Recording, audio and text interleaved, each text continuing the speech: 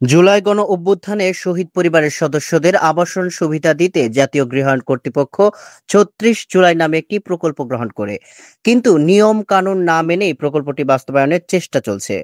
প্রকল্পটির জন্য একটি উপাদান কিনতে অতিরিক্ত ব্যয় সর্বনিম্ন ২.৫ থেকে সর্বোচ্চ ৪৫ গুণ পর্যন্ত দেখানো হয়েছে। অন্তর্বর্তী সরকারের নিয়ে এই প্রকল্পের কেনাকাটা যেন সেই বালিশ কাণ্ডকে ছাড়িয়ে যাচ্ছে। প্রস্তাবিত প্রকল্পটি প্রতিটি পদ স্তরে রয়েছে অনিয়ম, অস্বাভাবিক বাড়তি ব্যয়।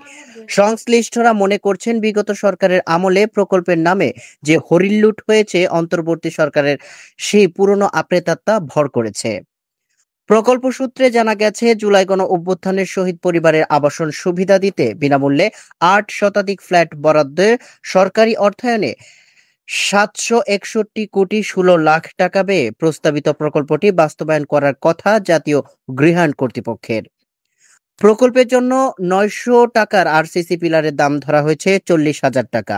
এছাড়া ২৫ লাখ টাকার লিফট ৯২ লাখ টাকা, ১২ লাখ টাকার সাবস্টেশন ৬৩ লাখ টাকা, ৯৫,০০০ টাকার পানির পাম্প ৪.৫ লাখ টাকা ব্যয় ধরা হয়েছে। সূত্রে জানা গেছে, প্রকল্পের জন্য ১,০০০ কেজি ধারণ ক্ষমতার ১৮টি বেড লিফটের দাম ধরা হয়েছে ১৬,৭২,৯২,০০০ টাকা, যার প্রতিটি দাম গড়ে ৯২,৯৪,০০০ টাকা, অর্থাৎ প্রকৃত ব্যয়ের চেয়ে প্রায় ৪ গুণ বেশি দাম ধরা হয়েছে। এছাড়া ১০টি ২ লাখ ও